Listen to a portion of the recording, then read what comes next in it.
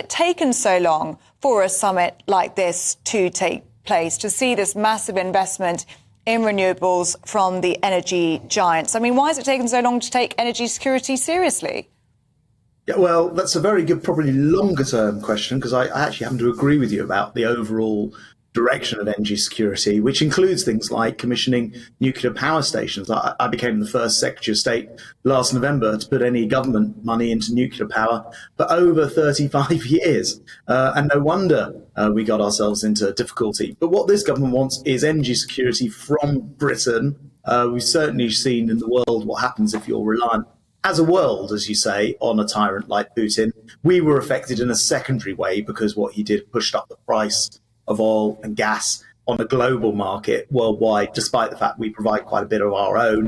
And despite the fact, actually, we have about 40% of our electricity last year was generated by renewables and nuclear, up from just 7% when we came to power. So it's not that we've not been doing anything. We've been moving very fast. This is just the latest round of investment into renewables by some of the very biggest energy companies in the land.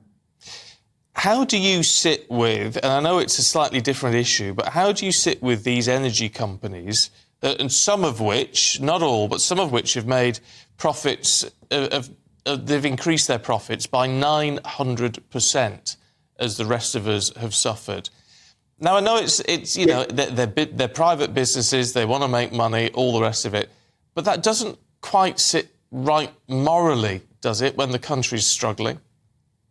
Well, for the first thing I want to say is this government has introduced a windfall tax at 75% effectively of their profits. And we use that cash to pay to every single viewer watching this morning, on average, about £1,500 of their bills last winter. So we used cash that we raised from energy companies by taxing them at very punitive levels.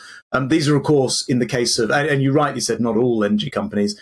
We're talking about the world's biggest producers here, the BPs and Shells of the world, who actually produce most of their money in other parts of the world. It's not ours to tax in those cases. But we have taxed the British part of that in a very punitive way. And that's how we managed to pay for the energy price guarantee, for price caps, for things like that rebate that people saw on their bills, £400 last year, all of which added up to about £1,500 on average.